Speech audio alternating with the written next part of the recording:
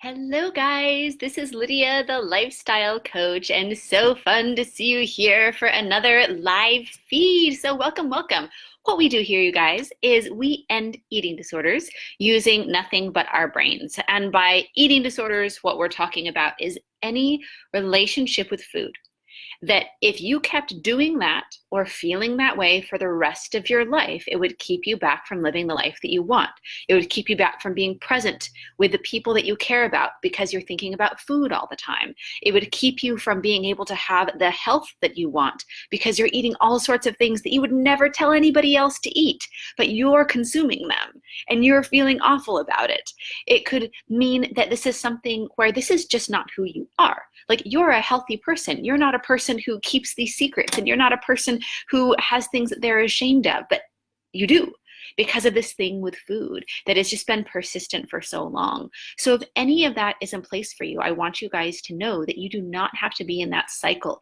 There is a misconception that if you have some distorted relationship with food and disordered eating, that it's just going to be that way for the rest of your life. That's just who you are. That's what your struggle is. And it's simply not true. We have seen women 45, 55 years of being in the cycle. Women who have never even had a memory of normal eating because their first binge was when they were 6 years old, be able to, in a handful of weeks, be done with the cycle, done with the habit, and not only like under control, not only like, oh, I can make myself or keep myself from not binging, but the desire isn't there anymore because that's just how the brain works. And that's why with what you guys are learning about here and you being in this community makes it so effective, because we're not saying, hey, like we're broken, let's just be broken together. We're saying, let's fix this. So we're going to talk about a really important component that sometimes we don't see related to our eating so much,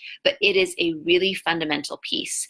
And that is how we feel about our own bodies. And we're going to talk about a really important distinction today: body acceptance versus body positivity. And with any of your questions that you guys have on this live feed, feel free to, type it in the comments, and I'll either answer it here, address it, or if we see it later, then we can probably pop in. And this is a really important topic, so we want to be able to get everything answered here. So feel free to pop in your own experience as well. So let's talk a little bit about, the difference between body acceptance, body positivity, why that's so important to recognize the difference. And I want to share, my experience a little bit so you guys know where I'm coming from. Some of you may have, followed our videos for years and feel like I'm just your best friend and you know me so well and that's cool. Or some of you may be like, whoa, what's this? And this is a totally new thing. So I want you guys to understand a little bit about, my story and really how it relates to this and why that's so important. So I used to hate my body. I didn't start out hating my body. I started out wanting to lose some weight because I'd never been able to lose weight before. I'd never been able to be thin. I was always somebody who wasn't quite thin. And how cool would that be, right? Oh, wouldn't it be great to be a little healthier? Because the mistake that I made is that I equated health with thinness. So I was never quite healthy enough. And then once I found out that I could lose some weight and be healthy, oh wow, how amazing would that be? And it was easy. Super simple to lose weight the first time, felt amazing. Why isn't everyone thin? This is so simple, everybody should do it. And then I made it my career to help people with weight loss, and I was just like, this is the way. Like, this is incredible. This is so simple. We have an obesity epidemic on our hands. Like, let's just cure it and let's end it, because being thin is awesome. And it did feel great. Man, I could, bend and move in ways that I couldn't before. I was so much lighter, and, it made running so much easier. And so the first time was relatively simple. But then a really weird thing happened is I didn't feel like a lot changed, but the weight came back. And it's not like I started eating crazy and it's not like a lot changed. It's just like when I went back to normal eating as opposed to actively losing weight, like the weight just crept back on. So I was like, well, this is easy. Let's just go ahead and bring the weight back down. And there was something different about that second time around. There was something more difficult about that second time around, where I wasn't as strict and it wasn't as simple, and it just seemed harder. And so how this relates with my own relationship with my body, and what probably a lot of you can identify with, is I went from a place of sort of neutrality with my body. Oh, it's my body. It's not amazing, but whatever. And then my body sort of became this project. Like, oh, you know what? Like, it can be better. And once you know that you can do otherwise, once you know that you can be thinner, well, then it just seems like a sin to be fatter if you can be thinner. And that was really the mentality that I was coming to my body with. And I felt really frustrated with my body because it wasn't getting in line, like it wasn't doing what I wanted it to. I had this false conception of calories in, calories out. And so when the calories in went down and when I was exercising more and it wasn't doing the same, it wasn't losing weight like it did before, it was kind of scary and it was really frustrating because I didn't understand what was happening. So, okay, well, let's bring the calories down even more. Let's work out even more. And I had to do more and more every single time that I went to lose weight. So a couple of things happened is number one, I became less satisfied with my body because I knew that it could be otherwise. So the shape and size that I was before I lost the weight was just really unacceptable to me. And then I started to distrust my body and distrust myself and feel like I was in this combative place with my body. Like, why won't you do what I'm forcing you to do? And it was a frustrating place. Now, the scary thing that happens is as we keep going with the restriction, then my eating started getting more and more crazy. It started getting harder and harder to lose weight. The weight would start coming back faster and faster. And so I started to trust myself less with food, especially once the binging started. I started to trust my body less because I was like, what's wrong with my body? I was on this, quest of like, what's wrong with it? It's like maybe, there's something wrong with my metabolism. Maybe there's something wrong with my hormones because it certainly should be doing what I'm trying to force it to do with this restriction. So there must be something wrong with it. So I'm more frustrated. I'm less trusting of my body. And because I had had that taste of thinness, that taste of like, oh, how things could be, the things that used to be okay were really unacceptable. So for instance, the size of my clothes when I was at the bigger end of things started becoming really unacceptable. And now that I had smaller clothes, I wanted to fit into those smaller clothes. So I would try to put those on. And it was to a point where I would just dread getting dressed in the morning. And I wasn't wearing jeans anymore, and I was trying to wear things that were more flexible, or I would tell myself, you know what, I'm going to wear my skinny jeans all day, and it's really going to motivate me to do what I need to get the weight off again. And so I start to really hate the way that my body feels. And as time went on, and as years went on, and as I had a full-blown eating disorder, what happened is that I loathed my body. I would see my body in the mirror and just break out into tears. I would be with people in a social setting, and all I could think about was my body and how uncomfortable I was and what I look like from this angle and what I look like from that angle and how awful it was, people that could see me from this angle. And I would always try to suck in my stomach, and I would always try to make my thighs not look as big. And I would always in a picture try to do the skinny arm, and I would always try to manipulate my body because it wasn't good enough, wasn't good enough, wasn't good enough. And I was fighting my body and I was hating my body. There was one point where I was just alone at the house. This happened multiple times, but there was one poignant time. I remember when I just had an evening that should have been like, hey, kid-free, on my own, super relaxing. And I tried to do that. I was out on sort of, an outdoor space, and I was just sitting there, and I could just feel the fat on my body. And I was so uncomfortable. And on an evening that should have been like this wonderful, recharging, peaceful time, I just could feel the fat on my body. I could feel the shape and size of my body. I felt like I was gaining weight as I was sitting there, as I was just sitting there loathing my body. And there were just tears streaming down my face. And it was the most frustrating thing because I could not escape my own body. I could not escape how I felt. I couldn't escape the layer of fat that I equated with incredible, unhealthiness and failure and not being able to figure it out. And I can't escape my own body. And so I was freaking out. I was in this panic, like hyperventilating, like sobbing, like ugly cry panic because I couldn't escape my own body, and I absolutely hated it. And so in this place of loathing, what happens is we start getting really motivated again. It's this motivation of fear of, I can't stand this. I can't be inside this body. I have to do something about it. And so what do? The only thing that we know to do, which is go back to even more dedicated restriction, make a plan for the next 21 days, start the new diet. And for a little while, maybe I'd lose some weight, or maybe I'd feel better, or maybe I'd feel a little bit of relief just knowing that I'm going to go back like hardcore into this plan. But knowing that that's coming tomorrow, then I would binge that night and feel even more horrible about my body. And then nothing would fit, because not only was I so unhappy with my body, but my body was just so incredibly distorted with all of the food that I had eaten and just all of the inflammation, and I could feel my joints hurting and so puffy in the morning and just like uncomfortable and hardly able to sleep that night because I was just in pain. But you know what? We're going to really work hard, and this is going to be the last time, and we're going to go all out tomorrow. And then it was just back in this cycle. So what happens is, as we go along and things get worse, because relationships with food that are distorted always get worse, because every time you go back to binging or restricting or overeating, then it reinforces stronger and stronger in that neurological pathway in your brain. This is what we do. Let's do this again. This is the cycle. This is how we live. And your brain, it doesn't care either way. It's like, if this cycle is killing us or if this cycle is great for us, whatever. There's a part of your brain that is just all about keeping in the cycle. So every time you do it, it makes it worse. And then every time that you feel really awful, you get more motivated to go back into that same cycle where you're restricting again. And a couple things happen. So you're not trusting your body, and you're hating your body more and more. And then you have more and more of a body to hate.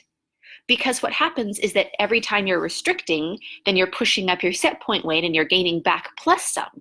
So the body that you hated before, well, now you really, really hate it. Because now, because of the way that you're training your body to store fat, you have all this, you're gaining that visceral fat around the middle. Things are looking different than before because, you're teaching your body to do this, because you're teaching your body to, get bigger every time. And so you get more and more of an emergency state, and you hate your body more and more. And so it's like every time that you go through this cycle, it makes this other layer of loathing for your body. And all of the things that used to work to, in quotes, fix your body aren't working anymore, because it's getting harder and harder to diet, and you're falling off the wagon more, and your weight loss is even slower. And so we start from this place of turning our bodies into projects, not trusting our bodies, and then just hating our bodies and hating it more and more. And you take this and you times it by 20 or 40 years, it turns into something where people don't recognize themselves. Like, we just don't recognize ourselves physically or emotionally or mentally, because we're in this behavior that seems so out of integrity with who we are. So let's talk about body positivity versus body acceptance. The first thing to understand with our relationships with our bodies is you do not have to love your body. If somebody would have told me at the place where I was looking in the mirror and seeing my body and breaking out into tears, if somebody were to tell me, well, you can only be free from your disordered eating if you learn to love your body, that was one of the tallest orders in my whole life, because I hated my body. How could I possibly love my body? My body was at a completely unacceptable state. So if you're telling me that I have to love my body in order to be free, it's not going to happen. What I have to do, this was my thinking back then, is create a body that I can love, and then we're talking. And so I'd go back to the very thing that was keeping me in the cycle, which was that restriction. And then things would get even worse. And so every time that we try to go to this body love place, when we don't have the correct principles in place, like, oh, I'm going to work on loving my body. Well, I can't love my body. Okay, well, what do I have to do then? I have to create a body I can love. And that actually makes the cycle worse. So let's be clear. Eating disorders do not come from not loving your body. The number one cause of eating disorders is restrictive dieting. And so the way these things are connected is that when we hate our bodies, then we try to manipulate those bodies with restrictive diets, and then that turns into a cycle, and then you have an eating disorder. because we're always trying to change this body so that we can love it, right? So just to give you an idea of how these things can feel different is that with my body, everyone's journey is a little bit different, right? And if you have this idea of like, oh, well, yes, but maybe someone's body is acceptable, but my body isn't acceptable. My body is unhealthy. My body is a shape that's not okay. My body doesn't allow me to be mobile. I get that. I know it's hard. Like that's not a happy place to be, to feel like your body isn't healthy or isn't serving you or you can't be mobile. We've worked with hundreds of women who are in that situation, and I get it. But the things that you are trying, does it work? Has it helped? Has the restriction and the dieting ever given you health and a body that you could love and accept, or has it just made it worse? So that's the first thing you've got to ask yourself, like, has that ever worked? Is it working? And when you're thinking like, oh, well, my body is unacceptable, I can never accept it. Okay, well then what can we do to move into a place where things can be healthier? Because the restriction is never going to get you there. It's going to go the opposite way. So to give you an idea of these different feelings, before I absolutely loathed my body. I couldn't go to a place where I loved my body because that was just unacceptable. But the key is body acceptance. And there is no body in the world that you cannot move into body acceptance. Now, I don't love my body. I don't look in the mirror and be like, wow, that is just prime body. Everybody should see this body. It's the best body in the world. There are plenty parts of my body that I just like, they're not the best. I don't think they're that great. But it doesn't matter, because how I feel about my body and just accepting it doesn't mean that I love it. Some things I think are cool, some things I think are not, but it doesn't drive my behavior. And so that is really the biggest thing, is when you move into this place where you can accept your body, then it stops with the cycle that has kept you in this for so long. But what has to happen is you need to have specific tools for your life to be able to move into this body acceptance. That doesn't mean your body's not going to change. That doesn't mean you have to accept that where your body is forever. But you have to be able to break the cycle of going back into the restriction. And what has to happen is you've got to have that in place so you can end your disordered eating first. So number one, any way that you feel about your body today, what has to happen is you have to end the disordered eating first. And then you get to see what happens with your body. So we have had women who have come to us after 30 years of trying to manipulate their bodies, of going into this diet cycle, of going into this restriction cycle, of turning it into a binge cycle, because that's exactly how it goes. And after 30 years, that's never worked. All they are is less healthy and heavier and having an awful relationship with food, right? If that would have worked, it would have worked 30 years ago. But if you try something for 30 years and it doesn't work, then maybe it's time to examine that maybe that thing isn't going to be the answer. That's one reason why with what we do, with what we work with women, we give them a skill that they can learn in a matter of weeks, because nothing is sustainable that you have to wait 30 years and then see if maybe it's going to work someday. That's not how life should be. It should be where you can learn this skill and start seeing results so you can keep that momentum. So going back to when this happens, when you are unhappy with your body, no matter how you're feeling, whether you're okay with it, whether you're not, if you have this disordered eating, what you've got to do first is end the disordered eating, is become a normal eater and fix your relationship with food. That is foundational piece number one. You've got to be there. And then you see what happens with your body. So with what we do, it is not focused on weight loss, because that never works. That's actually going to drive up your weight. But we have seen so many people come into our program where once they fix the disordered eating, they can have a metabolism back again. They can eat food, they can have dessert, and it doesn't put weight on their body. They can be able to eat in a normal way and to eat fast food sometimes, and to eat healthy sometimes because they really like eating healthy, because they're a normal eater and food doesn't have a pull. And then you get to see how your body shows up when you're not teaching it to not have a metabolism and to be so terrified of starvation that it's going to store everything as fat that you eat. and see how your body shows up. We have seen amazing transformations in health.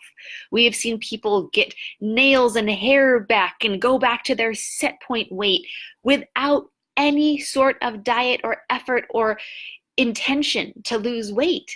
It's just, wow, now we're just not eating the 1.5 million extra calories that we ate every year because of our cycle of disordered eating. So you've got to fix your disordered eating first.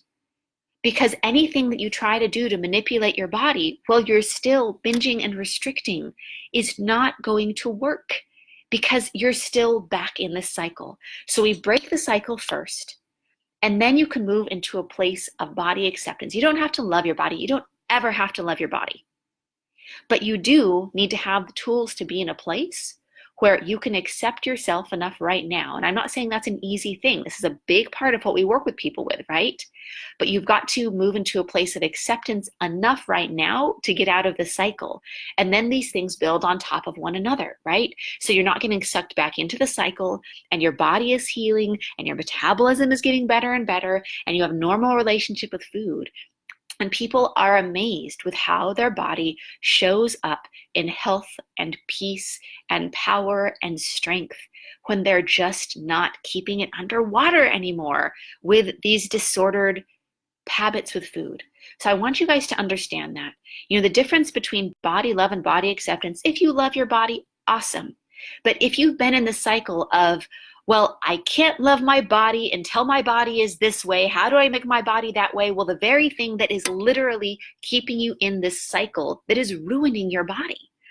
There are women who will die from their disordered eating, who will either die because of they're getting some sort of, chronic thing, like diabetes or cancer or all sorts of complications, or the other way where, they're dying of starvation, right?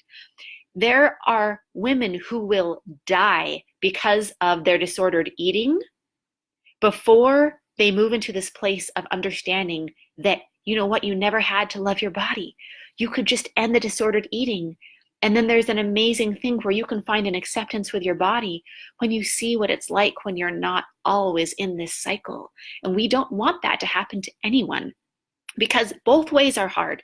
It is really hard to die because of the way that you're eating. That's awful. Knowing that the choices that you're making with how you're eating are literally taking you away from the people that you love. That's really hard. It's also really hard when you don't die and you just live a long life where you're getting less and less healthy and hating your body more and more and missing out on all of the things that you should be present for and could enjoy, but you're thinking about food instead and wishing that people went away so that you could eat in peace on your own. Both those things are hard, and we don't want anyone to have to be in that. But just understand, you guys don't have to go to this place where you love your bodies. Just get rid of the disordered eating first, and then it's a lot easier to move into acceptance with where your body is when you can find out how it shows up when you are healed and done. And if you guys would like some help with this, if you're like, you know what, I have so much information and I feel like I know what to do, but I'm not doing it, or everything is contradicting itself and I don't know what to do, the very foundational piece of freedom is getting clarity. And so with that clarity, you have to know exactly what's happening for you. And a lot of times people are blind to a lot of these places where food is impacting them or what is part of the cycle, because one part of what our brains do is they filter out the things that would actually make us change, right? That would actually be great for us, because our brains are just wanting to stay in the cycle. And so it's really important to have the help that you need to actually see what's going on right now with your relationship with food, especially the things that you aren't seeing, because how your brain is really selectively bringing things to your attention. The other part of clarity that you have to have is you have to have a clarity of what you want, right? It's not enough to just want to escape from something and be done. You have to have a vision, sort of like a GPS. You've got to have both points. You've got to have your destination where you want to go, and you've got to know exactly pinpointed where you are so that you know the path in between. You can't tell anyone, hey, I want to go from somewhere to somewhere else, and for them to be able to let you know what to do. That's impossible. But if you say, you know what, I want to go from this town in this neighborhood at this address, and I want to go to this address over here, well, you can know exactly how to get there if you have the tools to be able to let you know if you have the right map, if you have the right strategy. And that's exactly what we do. But the foundational piece is we've got to know where those coordinates are and where you're at. And so you can book a free session with us where we can help you get the foundation of freedom so you can know what missing pieces there are for you to get totally done and free. Or we'll direct you to where you do need to go. We'll let you know if this is not something that is a fit. We will let you know either way, but either way, you have that massive value of being able to have the foundation of freedom. And so you can go to lifewithlydia.com/apply. That's lifewithlydia.com/apply. And there's a calendar page there where you can snag a spot. If you see one, snag it up. They go very quickly. You might only see a few openings, but find the one that works best for you. Put it in your calendar. Make sure you show up for yourself. We will absolutely be there and ready for you, and would love to help you with this because I know how hard this is, and I don't want anyone else to have to live the rest of their lives with something that can be fixed if you just got the help that you needed, that you haven't been able to get yourself. There are women who we've worked with where they have tried this on their own for 29 years. And they come to us and they say, you know what, I'm a really capable person. But if I was going to figure this out on my own, I would have already. So I want to get the help that I need. And the woman I'm thinking of, who she was in this cycle for 29 years, in like 3 or 4 weeks, she was completely done. She was completely out of her disordered eating. And to this day, she's fine, years later. And so it's one of these things you can get out of, but you have to understand what's going on first. And so we're here to help you with that. So again, it's lifewithlydia.com/apply. You can book a session there. And this is Lydia, the lifestyle coach, signing off. Mwah. Bye, guys.